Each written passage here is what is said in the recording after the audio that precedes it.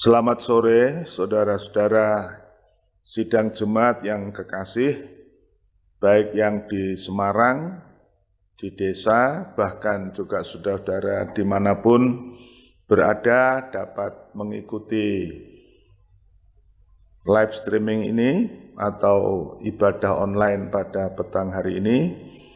Kiranya anugerah damai sejahtera turun atas saudara-saudara sekalian. Tuhan memberkati.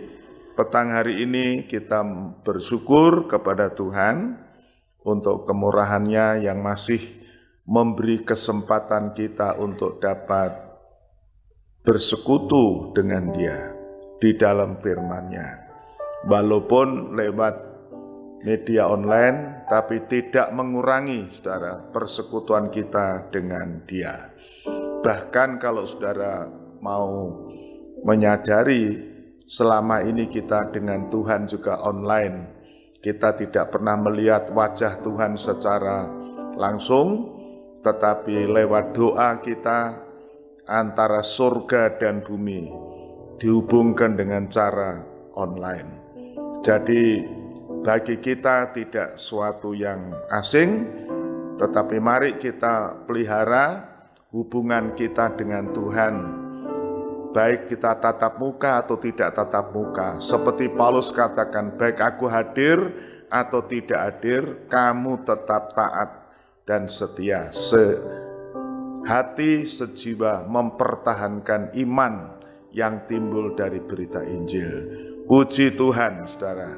Dan kita akan mengawali ibadah petang hari ini, kita akan sama-sama memuliakan Tuhan. Kita naikkan ucapan syukur untuk firman Tuhan yang masih diberikan kepada kita. Kita naikkan pujian, Tuhan kuucapkan syukur. Siapakah manusia?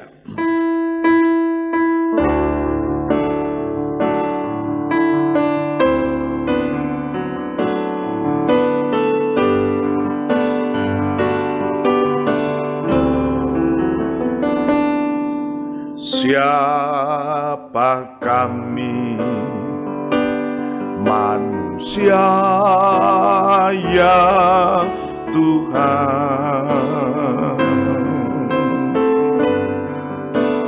hingga Engkau selalu memperhatikan.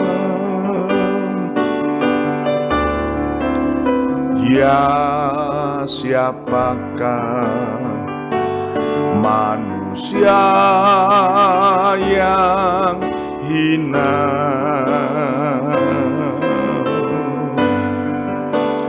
hingga Engkau sedia melawatinya.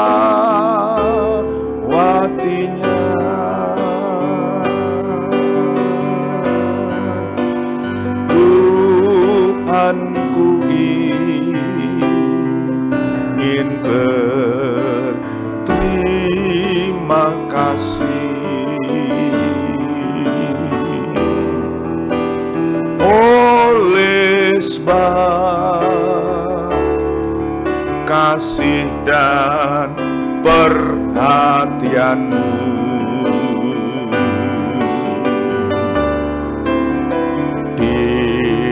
Nyatakan dalam pribadi-Mu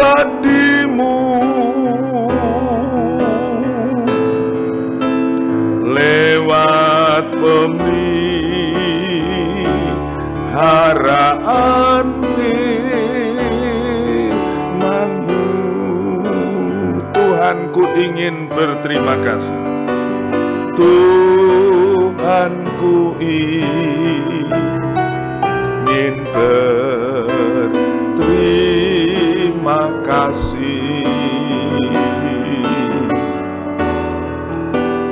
oleh sebab kasih dan perhatian-Mu.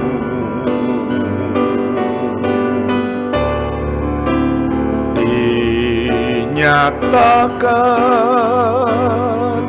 dalam pribadimu,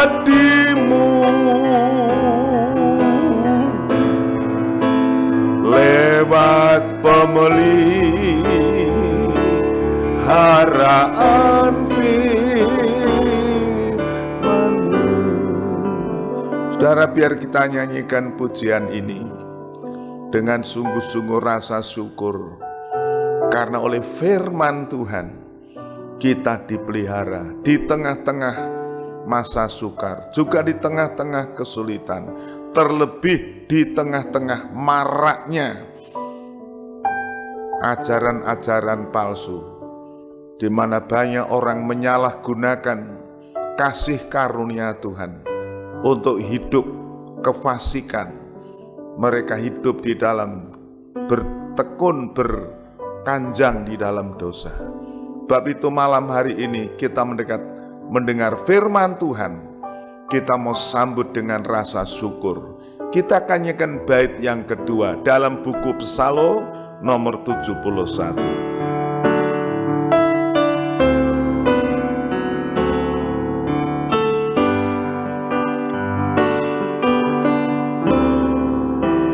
Oh, siapakah manusia ya Tuhan,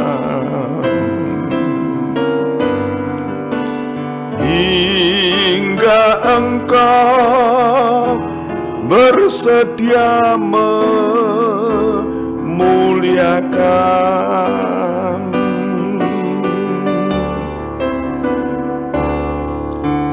Oh, betapa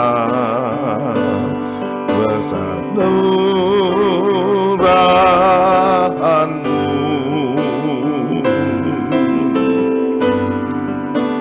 dilimpahkan bagi kami manusia.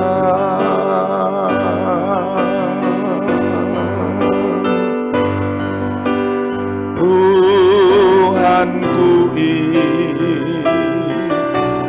berterima kasih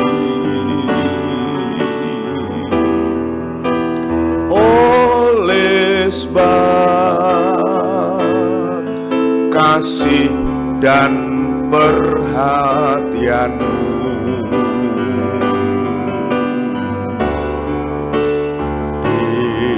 Dilimpahkan dalam pribadi-Mu,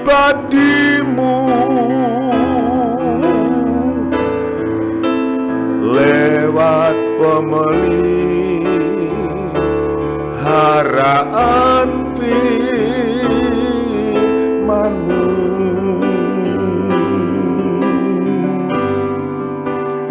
Apakah rencana-Mu Tuhan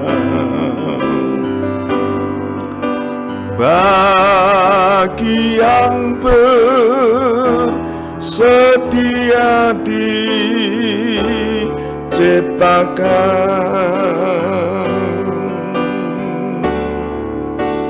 oleh kuasa penyucian firman,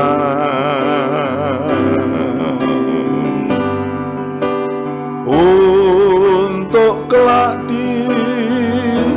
jadi sama dengan Dia. Tuhanku ingin berterima kasih oleh sebab kasih dan perhatian-Mu.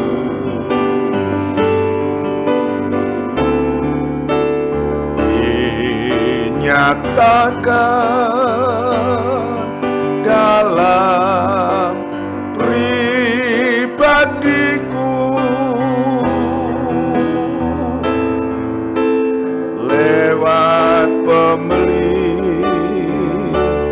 araan firman-Mu.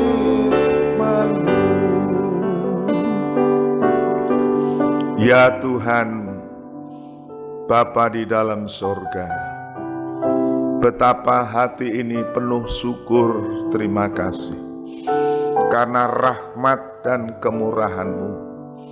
Bila petang malam hari ini kami masih dapat kesempatan untuk menghampiri hadirat-Mu, untuk duduk diam di bawah kaki Tuhan, untuk mendengar perkataan-Mu, menerima firman Tuhan sebagai bahagian yang tidak dapat diambil dari kami. Tuhan, terima kasih. Bila di masa-masa yang sukar ini, terutama di masa-masa gereja Tuhan diombang-ambingkan oleh berbagai angin pengajaran, bagaikan badai beliung yang mengamuk, Tuhan. Kami bersyukur karena Engkau masih memberi firman-Mu yang hidup dan berkuasa. Firman-Mu yang berkuasa meneguhkan, menegakkan kami. Sebab itu Tuhan, malam hari ini kami siapkan hati untuk mendengar, merenungkan, bahkan untuk meresapi firman-Mu. Kira-kira firman-Mu termeterai di dalam kehidupan kami, Tuhan, menjadi satu pelita bagi kaki kami, suluh pada jalan kami, untuk kami menapaki waktu yang gelap ini. Biar firman-Mu bagaikan pelita yang bercahaya sampai fajar menyingsing, bintang timur terbit, yaitu Tuhan datang menjemput kami. Tuhan, urapi hamba-Mu untuk dapat menjadi saluran berkat petang malam hari ini. Juga urapi seluruh jemaat-Mu, tiap pribadi yang sempat mendengar, mengikuti ibadah ini. Bukakan akal budi, akal pikiran mereka untuk mengerti firman Tuhan, mengerti Alkitab. Tuhan, terima kasih.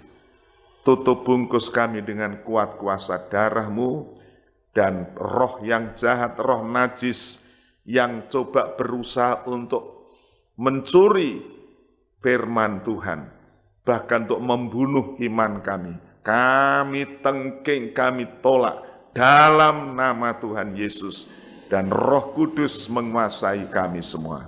Segala puji bagi Tuhan.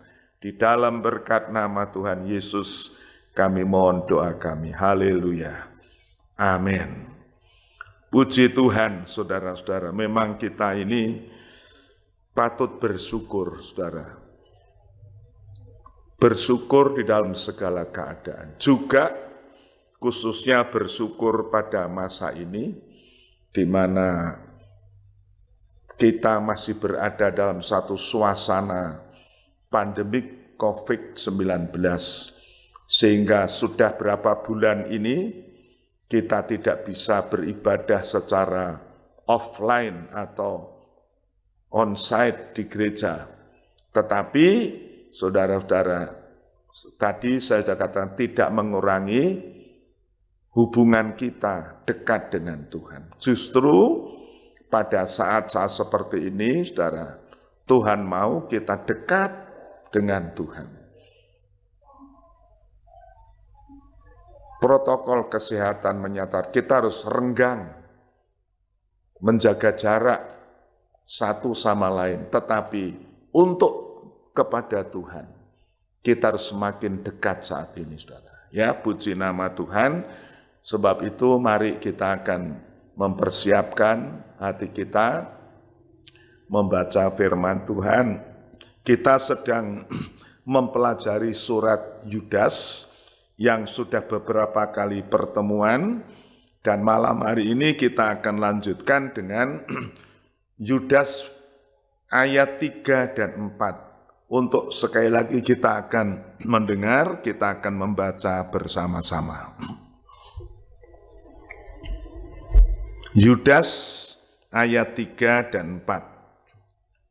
Saudara-saudaraku yang kekasih, Sementara aku bersungguh-sungguh berusaha menulis kepada kamu tentang keselamatan kita bersama, aku merasa terdorong untuk menulis ini kepada kamu dan menasihati kamu, supaya kamu tetap berjuang untuk mempertahankan iman yang telah disampaikan kepada orang-orang kudus. Sebab ternyata ada orang tertentu yang telah masuk menyelusup di tengah-tengah kamu, yaitu orang-orang yang telah lama ditentukan untuk dihukum. Mereka adalah orang-orang yang fasik, yang menyalahgunakan kasih karunia Allah kita untuk melampiaskan hawa nafsu mereka, dan yang menyangkal satu-satunya penguasa dan Tuhan kita, Yesus Kristus. Saudara-saudara, kita patut bersyukur pada petang hari ini. Seperti pada pertemuan yang lalu, saya menyampaikan bahwa Alkitab yang kita baca itu bukan rekaan manusia, sesuai dengan 2 Petrus pasal 1 ayat 20. Tetapi itu adalah orang di dalam pimpinan Roh Kudus berbicara atas nama Allah. Sehingga nubuatan-nubuatan itu terjadi oleh Roh Kudus. Demikian juga saya ingin mengulangi pernyataan Yehuda atau Yudas dalam menulis surat ini bukan karena dia mempersiapkan diri untuk mengarang, tetapi dia bilang, sementara aku ini mau menulis, terdorong oleh Roh Kudus untuk menasihati kamu dan mengingatkan kamu. Jadi mari saudara, kita mempunyai suatu keyakinan bahwa firman Allah itu bukan rekayasa manusia, tetapi itulah dorongan Roh Kudus yang berbicara dalam kehidupan kita, dan yang yakin bahwa Tuhan mengenal saudara satu persatu, seorang demi seorang. Pada saat seperti ini, Tuhan tahu apa menjadi pergumulan kita, apa menjadi persoalan kita. Roh Kudus akan memberikan kita dan mengantarkan kita. Mungkin firman Tuhan yang kita baca itu ya begitu-begitu juga, saudara. Tetapi kalau Roh Kudus menghidupkan, maka ada suatu rema, ada suatu ilham yang dalam hidup kita dapat kita pahami. Saudara-saudara, dalam 2 Korintus 3, Rasul Paulus mengatakan bahwa pelayanan kami itu, pelayanan perjanjian baru itu bukan diteguhkan, ditetapkan oleh huruf-huruf yang mati, tertulis di dalam loh batu, tetapi dikatakan oleh Roh Kudus, mengukir di dalam hati kita semua. Karena dia bilang, hukum-hukum yang tertulis atau huruf itu mati, tetapi kalau Roh Kudus itu bisa menghidupkan. Artinya huruf itu mati, tetapi Roh yang menghidupkan. Kalau saya bisa sampaikan ya, tulisan-tulisan dalam Alkitab itu hurufnya huruf sama, huruf di buku-buku sejarah yang lain, mati. Tetapi ini istimewanya Alkitab kita itu, Roh Kudus menghidupkan huruf yang mati itu. Oh puji Tuhan, ini suatu keajaiban. Bab itu luar biasa, saudara. Kalau kita mohon Roh Kudus memimpin, menolong kita, di dalam Yohanes 16 ayat 3 dikatakan, Roh Kudus itu memimpin kita kepada seluruh kebenaran. Jadi kita tidak perlu khawatir, tidak perlu takut kalau kita membaca firman, mempelajari firman dalam pimpinan Roh Kudus.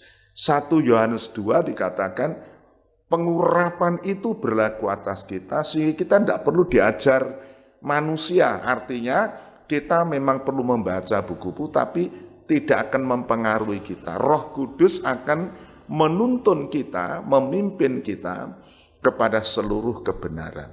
Puji Tuhan, dan itulah kesaksian Yehuda, saudaraku Yudas, bahwa dia menulis surat ini bukan karena dia memang mau menulis, tetapi didorong oleh Roh Kudus untuk mengingatkan saudara. Demikian juga pada malam hari ini.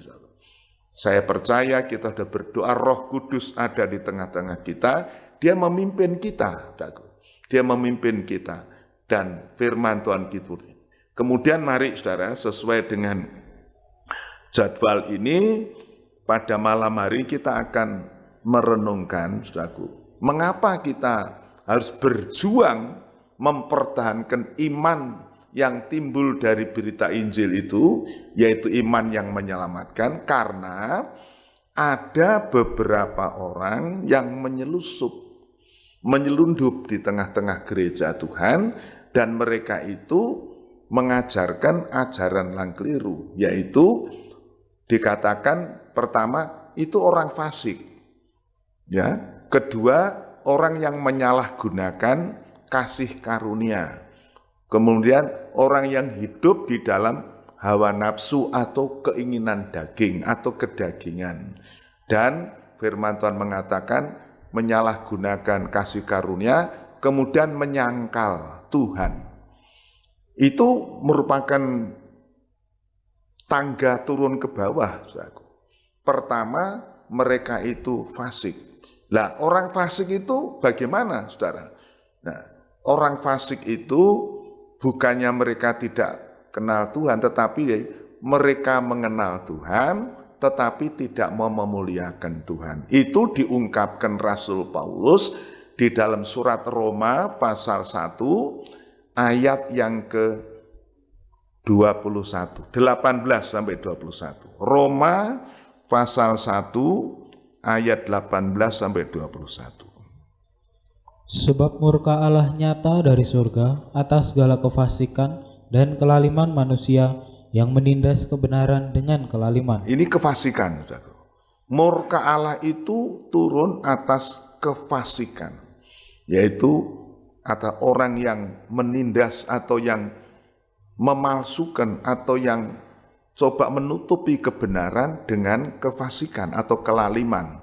Ya, terus karena apa yang dapat mereka ketahui tentang Allah nyata bagi mereka, sebab Allah telah menyatakannya kepada mereka. Ya, orang fasik itu alasannya mereka tidak melihat Allah, tidak mengenal Allah. Sehingga mereka mau berdoa kepada siapa? Sehingga akhirnya dalam Roma 1 itu mereka menciptakan Allah buatan mereka, yaitu berhala-berhala, patung-patung. Maksudnya, Allah yang dapat dilihat. Tetapi sebetulnya Paulus katakan mereka tidak bisa menyangkal. Allah walaupun tidak kelihatan, tapi karya-karyanya, langit dan bumi, laut dan isinya, angkasa raya, bintang, bulan, matahari, bahkan galaksi-galaksi. Menurut ilmu bumi alam itu ada galaksi-galaksi lain. Saudara, dari Bima Sakti ada yang lain. Wah, kita tidak sampai ke sana, saudara. Tetapi itu menunjukkan Allah menciptanya. Teruskan ayat yang ketiga. Ayat yang ke-20. Sebab apa yang tidak nampak daripadanya, yaitu kekuatannya yang kekal dan keilahiannya, dapat nampak kepada pikiran dari karyanya sejak dunia diciptakan. Ya, itu sudah. Jadi Allah yang tidak nampak itu Tuhan nampak dalam penciptaan. Dalam waktu saya mengajar di SMA dulu, ini namanya pernyataan umum dari Allah. Allah menyatakan diri secara umum lewat natural atau lewat natur atau lewat alam semesta. Itu pernyataan umum, artinya manusia itu walaupun orang komunis, orang ateis, itu pasti menyadari ada pencipta, ada yang menciptakan. Tetapi pernyataan khusus memang Allah datang ke dunia sebagai manusia itu dalam Yesus Kristus. Dalam Ibrani 1 ayat 1 sampai 3 mengatakan, mula-mula Allah berfirman melalui malaikat, nabi-nabi dan alam semesta itu, saudaraku. Tetapi pada hari terakhir atau pada zaman akhir Allah datang sendiri berbicara lewat tubuhnya, yaitu yang disebut anak itu, saudaraku. Yang disebut anak Allah itulah tubuh Kristus yang di dalamnya Allah menyatakan diri. Oh, puji Tuhan, saudaraku. Nah, itu orang fasik. pengertian orang fasik itu, mereka itu sadar, hati nurani mereka tahu Allah ada, tetapi mereka tidak mau menyembah, tidak mau memuliakan, tidak bisa bersyukur kepada Tuhan. Itu orang fasik. Sehingga saudara mengerti, orang fasik belum tentu orang yang tidak beragama.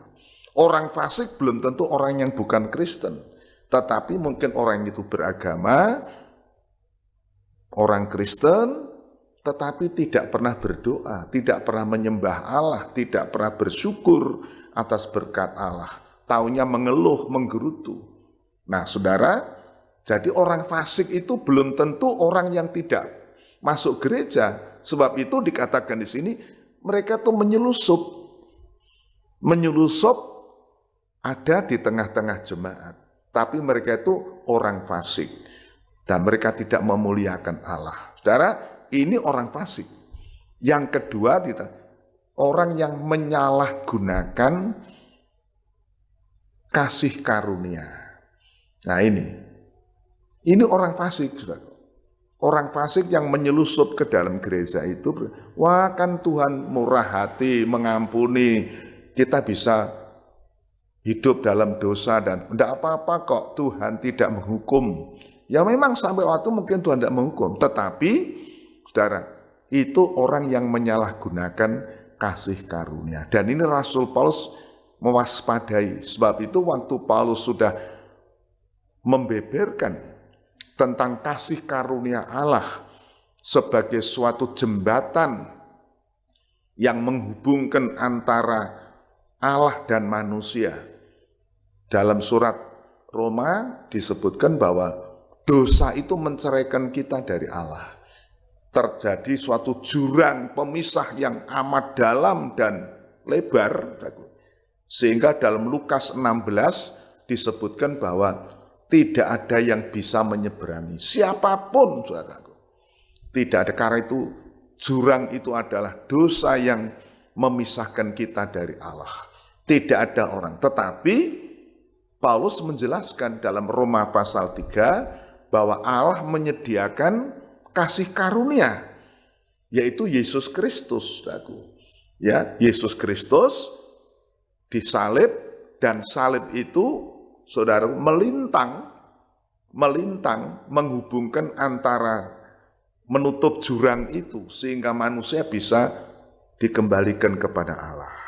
Oh luar biasa, saudara. Ini satu ilustrasi, itu gambaran yang memudahkan saudara. Itu kasih karunia Allah.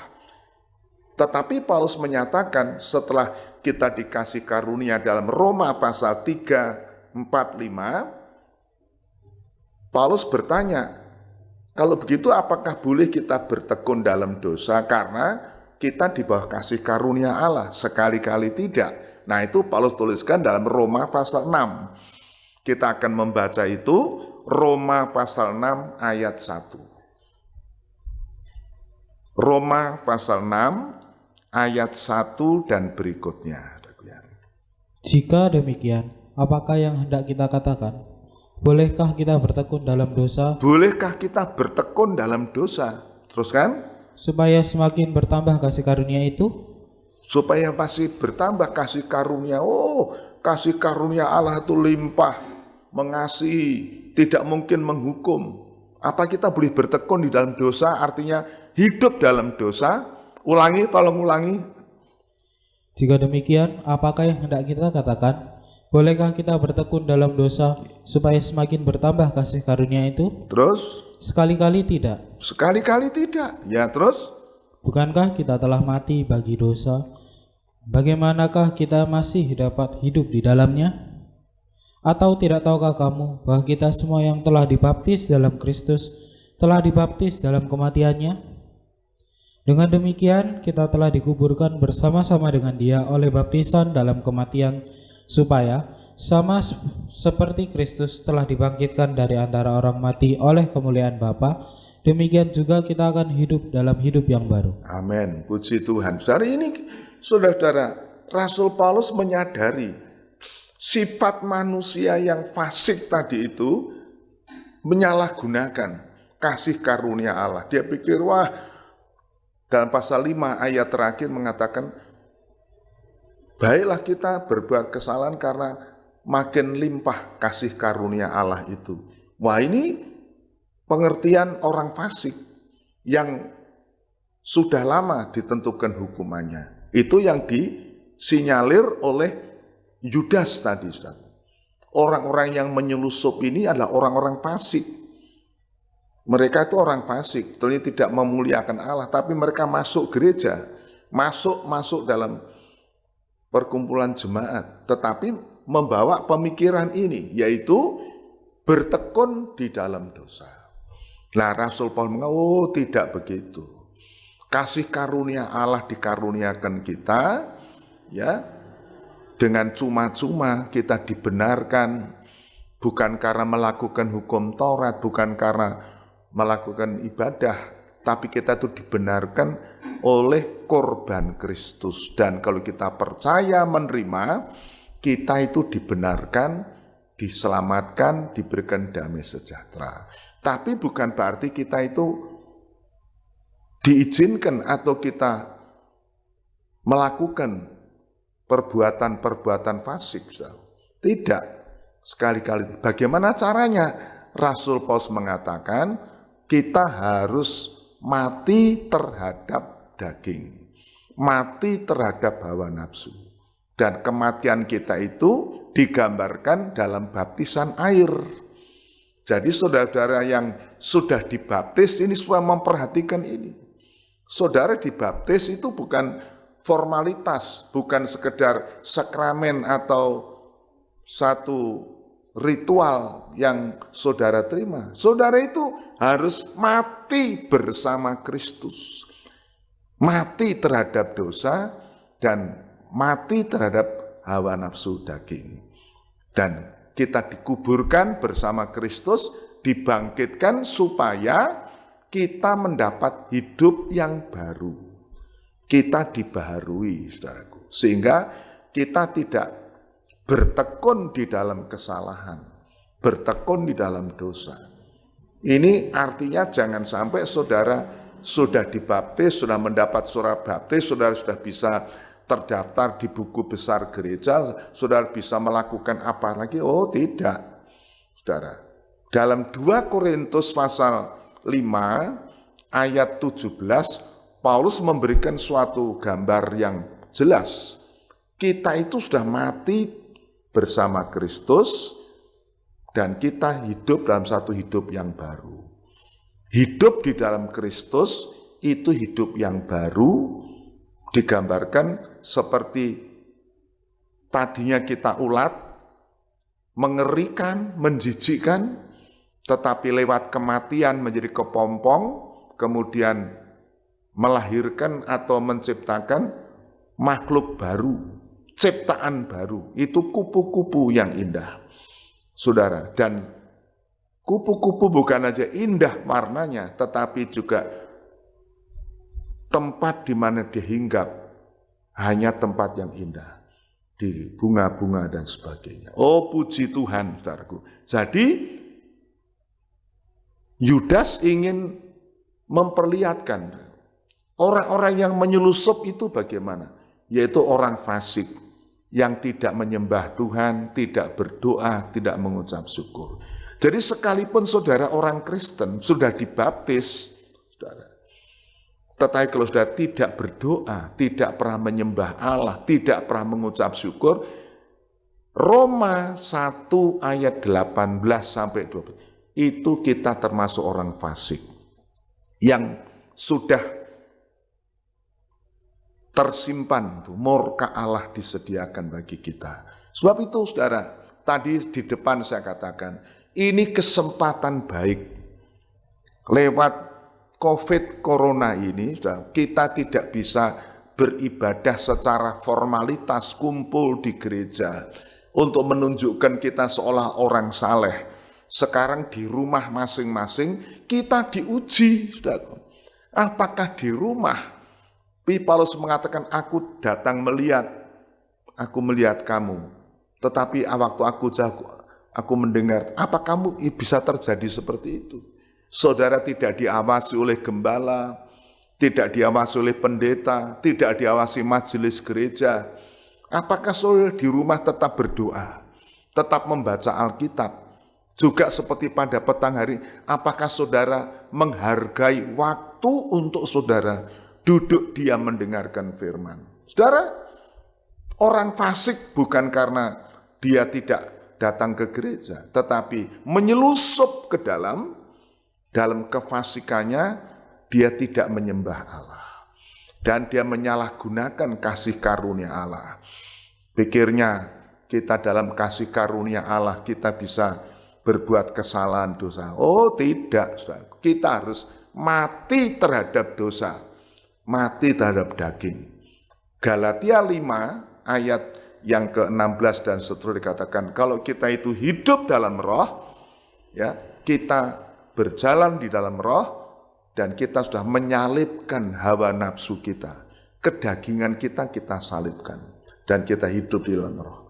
Puji Tuhan, saudaraku. Ya, jadi dua pengenalan ini, orang fasik itu ada orang yang tidak menyembah Allah. Walaupun saudara orang Kristen, agama Kristen, KTP-mu Kristen, tapi kalau engkau tidak menyembah Allah, tidak berdoa, tidak tahu mengucap syukur, saudara, ini Alkitab yang mengatakan, bukan manusia. Alkitab, saudara orang fasik, dan itu di bawah murka Allah. Dan sudah menyalahgunakan kasih karunia Allah. Nah, kemudian yang ketiga di dalam Yuda pasal 4 tadi dikatakan menyalahgunakan kasih karunia dan hidup di dalam hawa nafsu. Mereka mengumbar hawa nafsu. Hawa nafsu itu, ya memang nafsu itu banyak. Nafsu kerja, nafsu bicara, nafsu makan, tetapi terutama itu nafsu birahi, nafsu seksual. Itu disinggung oleh Rasul Petrus. Mari kita akan membaca dalam 2 Petrus pasal 2 ayat 17 dan 18. 2 Petrus 2 ayat 17 dan 18. Guru-guru palsu itu adalah seperti mata air yang Guru palsu itu si mata air yang kering. Dari jauh kelihatan memberi harapan. Seperti kalau umpama itu oase itu, saudaraku, ya, para itu bahasa fata morgana. Di padang gurun itu seringkali terjadi itu. Udah seperti ada air, oh pada waktu datangnya kering. Nah, guru palsu itu, tolong dibaca ulang. Guru-guru palsu itu adalah seperti mata air yang kering, seperti kabut yang dihalaukan taufan. Bagi mereka telah tersedia tempat dalam kegelapan yang paling dahsyat. Saudara, ini guru palsu. Orang fasik tadi itu yang menyalahgunakan kasih karunia, hidup dalam hawa nafsu. Dia tuh menjanjikan mata air. Oh, ini menyenangkan. Oh, padahal itu palsu. Tidak ada kering. Seperti kabut. Kelihatannya dihapus oleh angin. Itu orang fasik. Ya, tetapi itu yang menyelusup dalam gereja Tuhan. Teruskan ayat yang ke-18. Sebab mereka mengucapkan kata-kata yang congkak dan Mereka hampa. mengucapkan kata hampa, kosong melompong, isapan jempol. Petrus berkata, janji-janji, oh diberkati kamu begini dan begini, damai sejahtera, kosong, tidak ada gunanya. Teruskan. Dan mempergunakan hawa nafsu cabul untuk memikat orang-orang yang baru saja melepaskan diri dari mereka yang hidup dalam kesesatan. Tolong diulangi ya bait itu, kebagian itu. Dengan apa? Dan mempergunakan hawa nafsu cabul. Mempergunakan hawa nafsu cabul. Ini hawa nafsu yang dimaksud sini. Mereka menyalahgunakan kasih karunia supaya mereka bisa mempergunakan hawa nafsu cabul untuk apa? Untuk memikat orang-orang. Untuk memikat orang, ya, bukan dengan firman kebenaran, dengan kasih Allah, tapi dengan hawa nafsu cabul. Terus kan? Untuk memikat orang-orang yang baru saja melepaskan diri dari mereka yang hidup dalam kesesatan. Oh, saudaraku, ini luar biasa. Betapa ngeri kalau ini bisa terjadi dalam gereja, saudaraku. Saudara mungkin kaget kalau saya menyampaikan ada beberapa hamba Tuhan yang menggunakan ini untuk menarik jiwa. Hawa nafsu cabul, saudara-saudara. Ya, ini sekarang zaman keterbukaan, tidak perlu kita menutup. Banyak hamba Tuhan yang hidup dalam homoseksual. Dengan pengerjanya, dengan siapapun melakukan. Saudara-saudara, hawa nafsu cabul untuk menarik orang datang. Begitu juga lesbi dalam Roma pasal 1 itu diuraikan. Setelah mereka tidak menyembah Allah, tidak bersyukur, nah mereka mulai menyembah kepada buatan mereka sendiri. Patung-patung dibuat. Akhirnya Allah menyerahkan mereka kepada keinginan-keinginan yang bejat itu. Perempuan-perempuan menjadi lesbi, kemudian laki-laki menjadi homoseks, dan begitu. Itu murka Allah. Saudara, itu diterangkan Rasul Paulus di dalam Roma 1 ayat 18 sampai seterusnya, satu perikop itu. Dan berjenis-jenis kejahatan mengikutinya. Saudara, ini murka Allah. Inilah dosa, saudara. Bab itu, maka akhirnya Yudas berkata, orang yang menyalahgunakan kasih karunia ini dan melampiaskan hawa nafsu, mereka itu akhirnya menyangkal Tuhan. Mereka menyangkal Tuhan. Wah, Tuhan tidak ada. Karena maksudnya mereka tidak ingin mendengar tentang murka Allah dinyatakan. Tuhan tidak ada.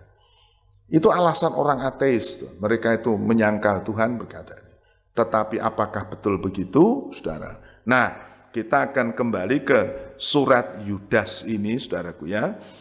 Yudas tadi, coba kita baca kembali ayat 3 dan 4, kita ulangi.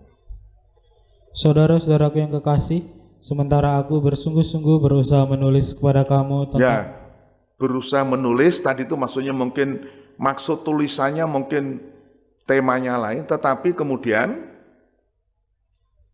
Sementara aku bersungguh-sungguh berusaha menulis kepada kamu tentang keselamatan kita bersama, aku merasa terdorong untuk menulis ini kepada kamu dan... Merasa terdorong. Siapa yang mendorong? Roh Kudus. Untuk menasihatkan kita. Terus kan? Dan menasihati kamu, supaya kamu tetap berjuang untuk mempertahankan iman yang telah disampaikan kepada orang-orang kudus. Nah, kita tetap berjuang. Berjuang untuk mempertahankan iman. Yang lalu sudah saya sampaikan, iman yang murni itulah iman karena mendengar firman. Itu iman.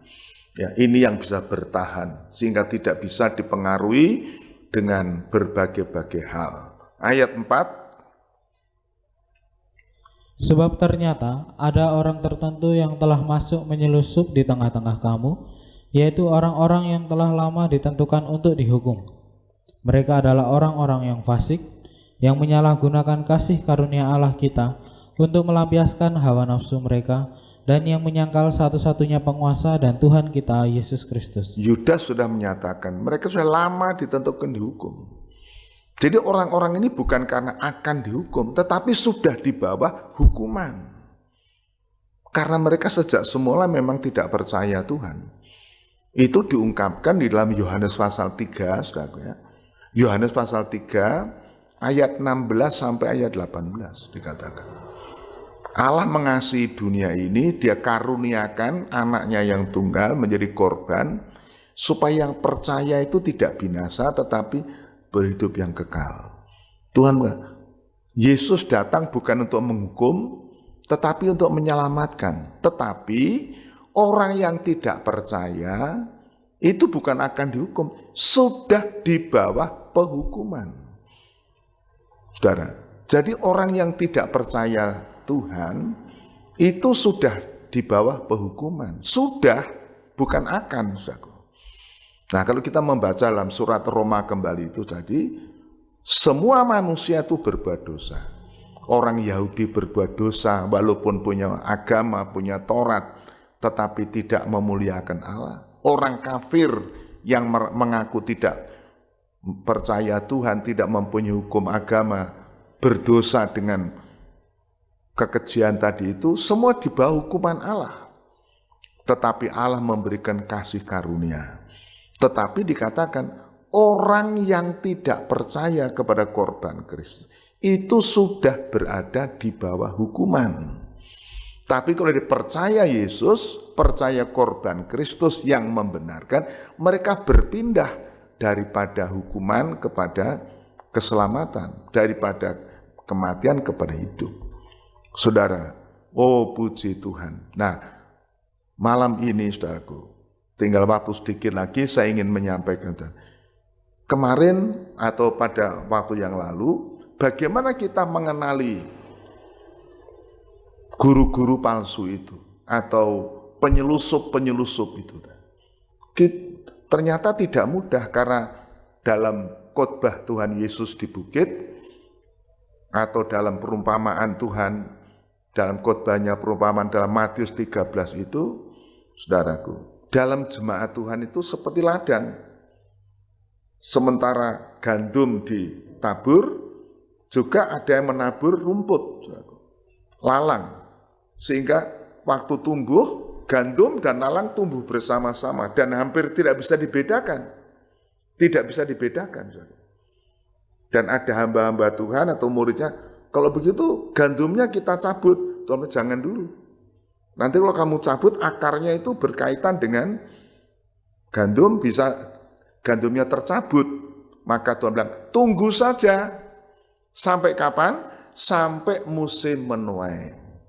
Nanti kelihatan gandum yang berbuah itu akan tunduk begitu, tetapi lalang akan tetap naik ke atas. Bedanya, dan nanti pada akhir zaman Tuhan berkata, itu nanti akan dipungut. Malaikat-malaikat akan diutus untuk mengumpulkan jadi satu gandum sendiri, lalang sendiri. Gandum dibawa ke gudang, lalangnya dibakar. Saudara,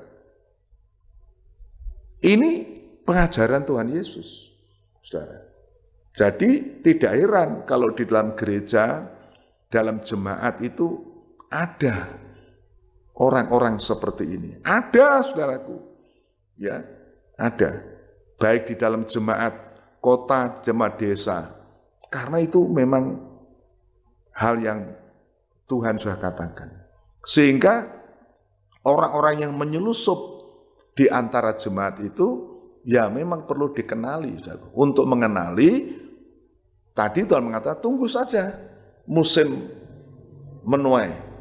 Dari mana? Dari buahnya. Ya, dari buahnya.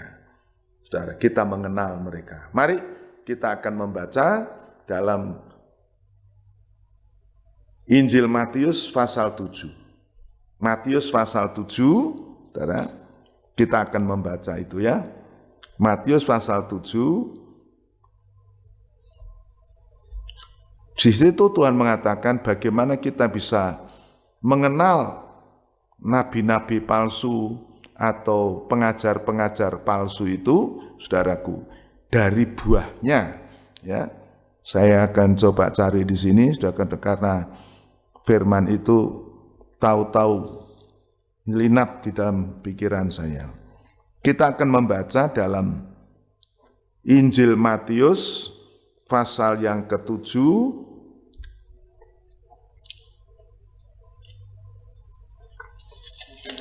ya, ayat yang ke-15 dan seterusnya. Waspadalah terhadap nabi-nabi palsu yang waspada terhadap nabi-nabi palsu. Teruskan. Waspadalah terhadap nabi-nabi palsu yang datang kepadamu dengan menyamar seperti domba, tetapi sesungguhnya mereka adalah serigala yang buas. Saudara perhatikan kata menyamar. Menyamar itu artinya tidak jelas, saudaraku. Dia akan menyamar seperti domba. Lemah lembut, kelihatan alim, tetapi dalamnya serigala. Oh, saudara-saudara, Ya, tolong dibaca ulang. Waspadalah terhadap nabi-nabi palsu yang datang kepadamu dengan menyamar seperti domba, tetapi sesungguhnya mereka adalah serigala yang buas. Sukar dibedakan karena dia berbulu domba. Mungkin bersuara juga di domba, tetapi hatinya serigala. Dan itu lebih mudah daripada serigala secara blegeran itu datang, wah sudah takut, sudah mereka. Tetapi kalau seperti domba, wah mereka jinak. Tetapi dia menerkam. Oh puji Tuhan. Nah sekarang bagaimana membedakan? Ayat 16. Dari buahnya lah kamu akan mengenal mereka. Dapatkah orang memetik buah anggur dari semak duri, atau buah ara dari rumput duri? Nah, dari buahnya kita mengenal. Bagaimana kita mengenal gandum dan lalang? Buahnya. Gandum itu kalau berbuah dia tunduk, tapi lalang itu ada bunganya itu tetap ke atas, karena tidak ada isi, tidak bisa tunduk. Kalau orang dipakai Tuhan, dia makin lama makin tunduk, makin rendah. Maka dalam pepatah Indonesia, peribahasa Indonesia, mengikuti ilmu padi, makin berisi makin tunduk. Tetapi kalau orang lalang, makin lama makin sombong, makin menunjukkan kepandaiannya, berkata-kata dan sebagainya. Dalam 2 Timotius dikatakan mereka itu sok tahu, mengajar dan sebagainya, tetapi tidak tahu apa-apa. Puji Tuhan, ya, dari buahnya. Bab itu kita anak-anak Tuhan itu bukan kata-katanya, buahnya. Buah roh itu dalam Galatia 5 itu jelas. Orang yang sudah disalibkan bersama Kristus mati terhadap daging, ada buah roh. Ada kasih, ada sukacita, ada damai sejahtera, ada lemah lembut, tahan nafsu, dan kebaikan dan sebagainya. Ada 9 macam buah roh situ. Dari buahnya kita mengenal. Apa saudara makin lemah lembut? Apa saudara makin ada sukacita di dalam Tuhan? Apa saudara bisa mengampuni? Tidak menyimpan kesalahan orang? Apakah saudara bisa menahan diri, menahan nafsu? Itu buah pengajaran itu. Ya, kita ulangi ayat yang ke-18 itu. Ayat 16. Dari buahnya lah kamu akan mengenal mereka. Dapatkah orang memetik buah anggur dari semak duri, atau buah ara dari rumput duri? Terus? Demikianlah setiap pohon yang baik menghasilkan buah yang baik, sedang pohon yang tidak baik menghasilkan buah yang tidak baik. Terus? Tidak mungkin pohon yang baik itu menghasilkan buah yang tidak baik. Tidak mungkin buah yang baik itu ada buah yang tidak baik. Orang yang dikuduskan, hiduplah, itu kata-katanya mesti kata lemah lembut. Tidak ada kata-kata kotor, kata-kata jorok dan sebagainya. Apalagi maki-maki, misuh-misuh, itu koreksi, saudara. Apa saudara ada buah itu, saudaraku? Jangan sampai kita itu rajin ke gereja, mungkin juga rajin berdoa, tetapi buah kata-katanya tidak ada. Saudara, puji Tuhan. Teruskan. Ataupun pohon yang tidak baik itu menghasilkan buah yang baik. Dan setiap pohon yang tidak menghasilkan buah yang baik pasti ditebang dan dibuang ke dalam api. Jadi dari buahnya lah kamu akan mengenal mereka. Jadi bagaimana mengenal? Dari buahnya. Mungkin dia rajin ke gereja, bahkan mungkin rajin mempersembahkan persembahan, tetapi buahnya, lah buah itu dilihat di mana? Dalam hidup sehari-hari. Bukan waktu di gereja. Oh, di gereja kelihatan alim seperti domba, tapi di rumah seperti serigala, ganas. Sebab itu, saudara-saudara, mari kita mau cermati studi malam hari ini. Kita cermati firman Tuhan ini. Jangan sampai kita itu termasuk orang yang menyelusup. Bukan diselusupi, tetapi kita ini ternyata penyelusup. Kita pura-pura ikut ke gereja, ikut Bible study, ikut melayani, tetapi hati kita itu belum diubahkan. Oh, saudara-saudara, firman Allah kata, ini sudah lama ditentukan untuk dihukum. Hanya ditunda saja. Ditunda. Nanti di dalam ayat berikut dalam Yuda ini diberitahukan, saudaraku. Ada malaikat-malaikat yang sudah ditunda hukumannya. Tapi bukan berarti dia bebas, tidak. Sekarang dia ditahan di Tartarus atau di dalam neraka penjara. Saudara, nanti satu waktu dia akan dihukum. Saudara lihat proses orang yang ditangkap itu. Orang pencuri kah, pembunuh kah, atau saudara tidak langsung masuk penjara. Dimasuk tahanan dulu. Dalam proses pemeriksaan sebelum di pengadilan, saudara ditahan. Itu sudah penjara, sudah kerangkeng, sudah terali besi. Tapi namanya masih tahanan. Tapi nanti nunggu pengadilan, divonis masuk bui yang sebetulnya penjara. Saudara, begitu juga. Saudara, orang-orang yang berbuat fasik seperti ini, itu sudah ditentukan hukumannya.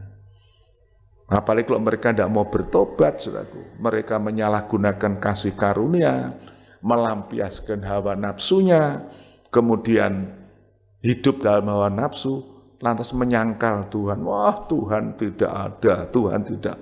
Wah, saudaraku, tunggu penghukumannya. Tetapi firman Tuhan malam ini mengingatkan kita, mari kamu yang takut akan Tuhan, kita meneliti. Sebab itu kita berjuang mempertahankan iman. Bagaimana? Pelajaran yang lalu mengatakan, supaya iman kita teguh, kita lebih banyak mendengar firman, kita banyak bersekutu dengan Tuhan. Ini makanya saya singgung tadi, ini virus corona banyak menguntungkan kita. Memang ada kerugian-kerugian secara moral, secara sosial, hidup dalam kesusahan, tapi setelah banyak menguntungkan kita. Kita diajar untuk dekat dengan Tuhan. Kita diajar untuk tidak beribadah secara formal dalam gereja. Ya, di dalam gereja dibatasi 4 tembok ini, wah kita kelihatannya alim memuji Tuhan. Tapi bagaimana di luar? Nah, saudara, di luar pengawasan gembala, di luar pengawasan kebaktian formal, saudara diuji, apakah sudah tetap setia beribadah? Apa sudah tetap berdoa, tetap membaca Alkitab? Sudah, kita diuji dekat dengan Tuhan. Oh, puji Tuhan. Sebab itu saya sudah katakan, saudaraku, yang lalu virus corona ini belum berhenti sampai bulan Juli ini. Bahkan pemerintah masih belum bisa menentukan sampai kapan. Saudaraku. Bahkan sampai tahun depan. WHO sendiri menentukan, saudaraku. Ini COVID-19 ini masih panjang. Saya katakan kemungkinan, saudaraku, Tuhan melatih kita anak-anak Tuhan ini, kita bergereja rumah. Kita jadikan rumah kita gereja, tempat ibadah kita, yaitu kita sekeluarga. Suami, istri yang tadinya tidak pernah berdoa bersama, doa bersama. Tidak pernah membaca Alkitab bersama. Anak-anak mungkin berkeliaran karena orang tuanya tidak mari kita panggil mereka. Kita bersekutu, kita berdoa. Sehingga wujud ada gereja rumah tangga. Dan ini tidak sesuatu yang normal baru, bukan. Memang ini yang normal, saudaraku. Coba baca dalam Kisah Para Rasul, pasal 2, pasal 4. Gereja masa itu gereja rumah. Saudaraku. Walaupun jumlahnya ribuan, tetapi rupanya mereka beribadah di rumah masing-masing. Jadi jangan saudara merasa, wah ini gara-gara corona kita tidak bisa ke gereja. Tidak, tetap bisa ke gereja. Gereja tetap akan berjalan, walaupun mungkin bentuknya bukan lagi katedral, bentuknya bukan gedung raksasa, bentuknya gereja-gereja Tuhan. Gereja itu kan ada pujian anak sekolah minggu. Gereja itu bukan gedungnya, gereja bukan bangkunya, gereja bukan pintu gereja, tapi gereja itu orangnya di dalam. Kamu adalah bait Roh Kudus, kamu pribadi, tubuhmu itu rumah Allah. Sebab itu saudara-saudara, gunakan kesempatan ini untuk kita berlatih belajar sekeluarga kita beribadah. Saudara, dan itu tidak ada yang bisa mengganggu gugat, saudara. Tidak ada yang bisa melarang. Kita bisa memuji Tuhan, bisa memuliakan Tuhan. Saudara-saudara, kita melihat, saudaraku. Jadi saudara, saya mengajak saudara berkaitan dengan pelajaran kita pada malam hari ini, mari kita berjuang mempertahankan iman yang timbul dari berita Injil. Dan iman itu yang menyelamatkan kita, saudaraku. Ini kita pertahankan. Kita mari, saya himbau saudara-saudara, anak-anak juga saya himbau, anak-anak muda remaja, jangan engkau menganggap firman Tuhan remeh. Jangan saudara mengabaikan. Pada waktu jam-jam doa diajak oleh orang tua, mari kita berdoa. Mari kita datang pada Tuhan. Waktu tidak banyak. Kalau saudara mau gunakan paling lama setengah jam, syukur bisa 1 jam. Kalau saudara berdoa, menyanyi, memuji, dan membaca Alkitab, itu paling 1/4 jam sudah cukup, setengah jam. Apalagi kalau sudah bisa 1 jam. Wah, itu luar biasa. Dan itu membuat rumah tangga keluarga kita diberkati. Diberkati, saudara, pasti. Tuhan memelihara kita. Oh, puji nama Tuhan, saudaraku ya. Jadi, mari kita akan kembali membaca Yudas ini tadi, ayat 3 dan 4. Nanti kita akan mengakhiri, saudara ya. Saudara-saudaraku yang kekasih, sementara aku bersungguh-sungguh berusaha menulis kepada Ini kamu. maksud pertama, Yudas itu akan menulis surat. Mungkin ya biasa, tidak. Tetapi sementara akan menulis itu, Roh Kudus mendorong dia. Sehingga yang dituliskan mungkin bukan konsepnya dia. Seperti malam hari ini, saudara. Saya menyusun rangka khotbah, tetapi Roh Kudus menuntun lain. Ya, teruskan. Sementara aku bersungguh-sungguh berusaha menulis kepada kamu tentang keselamatan kita bersama, Ya, aku merasa terdorong untuk menulis ini kepada kamu merasa terdorong oleh Roh Kudus, terus dan menasihati kamu, menasehati. Teruskan. supaya kamu tetap berjuang untuk mempertahankan iman yang telah disampaikan kepada orang-orang Kamu kudus. tetap berjuang. Artinya berjuang itu tidak ngalah, tidak ya apa boleh buat, tidak. Berjuang itu mempertahankan iman. Teruskan. Sebab ternyata ada orang tertentu yang telah masuk menyelusup di tengah-tengah kamu, yaitu orang-orang yang telah lama ditentukan untuk dihukum. Orang yang menyelusup ini sudah lama dihukum, sudah ditentukan hukumannya. Karena apa? Mereka itu orang fasik. Teruskan. Mereka adalah orang-orang yang fasik, Orang fasik yang menyalahgunakan kasih karunia Allah kita yang menyalahgunakan kasih karunia, untuk melampiaskan hawa nafsu mereka. ya hidup dalam hawa nafsu, terutama hawa nafsu percabulan. Yang sekarang ini, saudaraku, hawa nafsu percabulan. Itu dalam gereja Tuhan bisa meresap itu. Terus Dan yang menyangkal satu-satunya penguasa dan Tuhan kita Yesus akhirnya Kristus. menyangkal keselamatan. Mereka itu lupa bahwa hidupnya sudah disucikan. Dalam 1 Petrus dikatakan mereka itu kabur, buta, melihat hanya benda dekat saja. Mereka lupa bahwa mereka disucikan. Dalam pasal 2 Petrus 2 ayat 22 dikatakan mereka itu seperti kaki 4. Dikatakan seperti anjing yang kembali kepada muntahnya, babi dikasih mandi kembali ke kubangan. Mereka itu, saudara. Oh, puji Tuhan, ya. Tapi saya kira seberapa banyak saudara mendengarkan firman Tuhan malam ini, mendapat kemurahan. Kiranya firman Tuhan malam ini menolong saudara, mengingatkan saudara. Kalau andai kata saudara mungkin termasuk orang yang menyelusup, dengar firman, bertobat, merendahkan diri, kembali. Tuhan masih memberi kesempatan. Dalam 2 Petrus 3 dikatakan, Tuhan tidak lalai bahwa dia menunda kedatangannya. Dia memberi kesempatan untuk kita bertobat kembali. Kesempatan Tuhan memberikan kesempatan kita untuk diselamatkan. Puji Tuhan, saudaraku. Kita akan kembali memuji Tuhan nyanyian tadi, ya kita nyanyikan bait yang pertama, kemudian kita akan masuk di dalam doa, ya. Haleluya.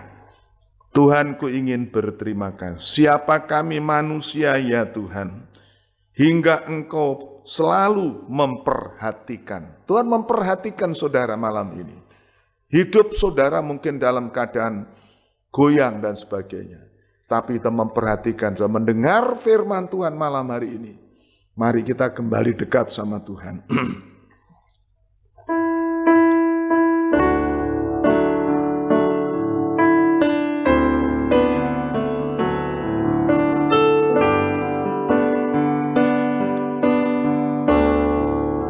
Siapa kami manusia ya Tuhan,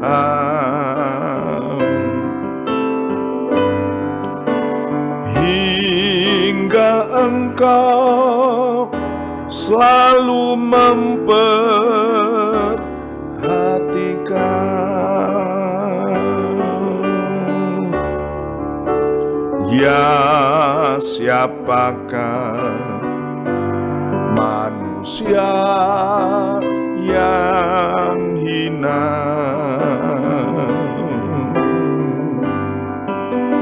hingga Engkau setia menyelawatinya.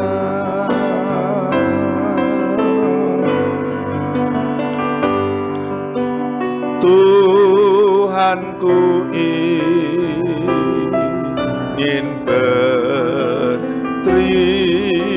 kasih oleh sebab kasih dan perhatian-Mu.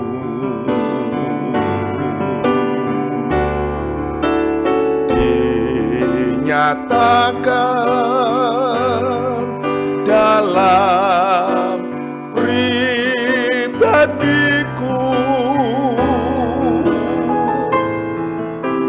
lewat pemeliharaan firman-Mu. Tuhanku ingin berterima kasih. Tuhanku ingin berterima kasih oleh sebab kasih dan perhatian-Mu.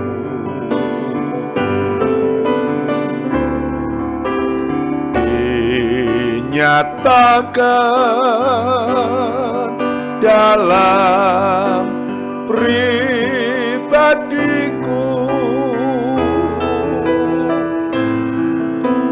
lewat pemeliharaan firman.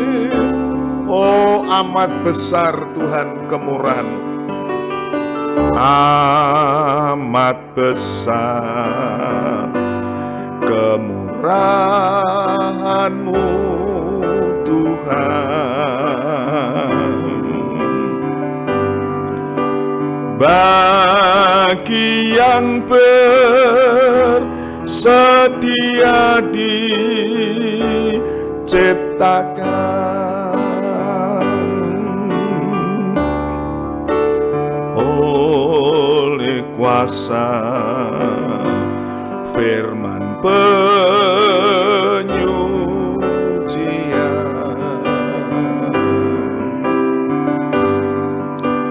untuk kelak menjadi sama dengan Dia.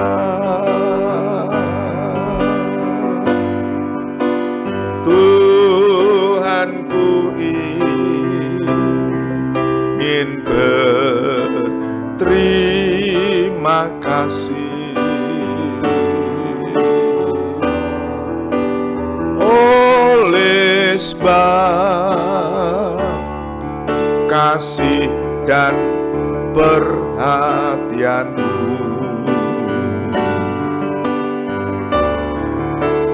Dinyatakan dalam pribadiku lewat pemeliharaan firman-Mu.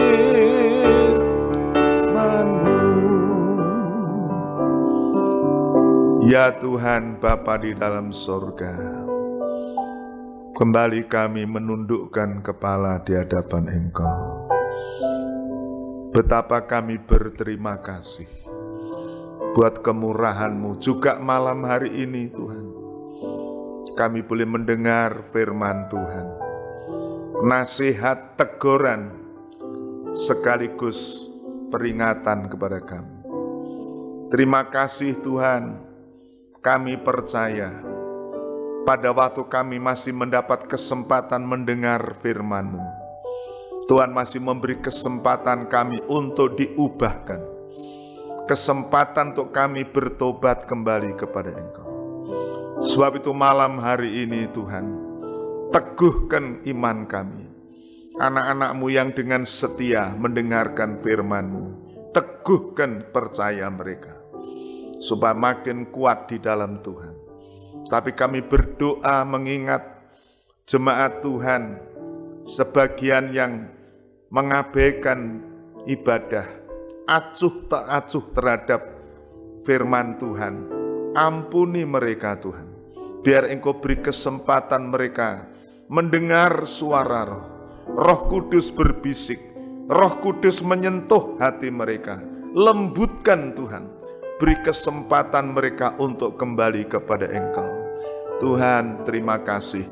Jangan Engkau biarkan mereka jatuh dalam kefasikan, yang tidak tahu berterima kasih kepada Tuhan, yang mempertahankan hidup dalam hawa nafsu. Tuhan, tolong Tuhan, kami berdoa untuk seluruh jemaat-Mu, seperti firman-Mu di dalam Yohanes 10, tidak ada seorang yang terhilang, tidak ada seorang pun yang dirampas dari tangan Tuhan. Tuhan, Engkau datang untuk memberi hidup, menyelamatkan domba-domba. Terpujilah nama Tuhan. Malam hari ini firman-Mu kiranya boleh mendapat tempat yang wajar di dalam hati kami semua, dan jadikan firman-Mu berbicara dalam kehidupan kami. Dan hamba-Mu ini berhenti sampai saat ini. Hamba-Mu hanya menanam, menyiram, tetapi Roh Kudus, Engkau ya Tuhan yang menumbuhkan. Sebab itu Tuhan, hamba-Mu sudah berhenti berbicara, tetapi Roh Kudus kiranya tetap berbicara dalam kehidupan jemaat-Mu, sehingga suara firman-Mu tetap mengiang di dalam hati mereka, menarik mereka untuk datang kepada Engkau. Bahkan Tuhan, Engkau melayang-layang, seperti Kejadian 1 ayat 2, Roh Kudus melayang-layang di tengah kegelapan, dalam kehidupan yang campur baur roh, warsuh yang tidak berbentuk. Tuhan, Engkau mengerjakan, menggarap mereka, terbitkan terang di dalam hati mereka, bahwa mereka bisa membedakan yang terang dan yang gelap. Dan Tuhan menciptakan mereka menjadi satu manusia baru, ciptaan baru yang mengasihi Tuhan. Bapa, terima kasih. Terima kasih Tuhan, Engkau teguhkan firman-Mu malam hari ini. Dan kami mengakhiri ibadah ini, kami mohon berkat-Mu untuk seluruh jemaat-Mu, baik jemaat-Mu yang di dalam gereja ini, di rumah masing-masing, di kota, di desa, dan dimanapun. Kiranya berkat anugerah, damai sejahtera, kasih sayang Tuhan Yesus turun atas saudara-saudara sekalian. Mulai hari ini sampai Maranatha, Tuhan datang di awan yang permai, menjemput kita semua. Segala puji, hormat, syukur bagi nama Tuhan, dalam nama Tuhan Yesus. Haleluya. Amin. Selamat malam, Tuhan memberkati.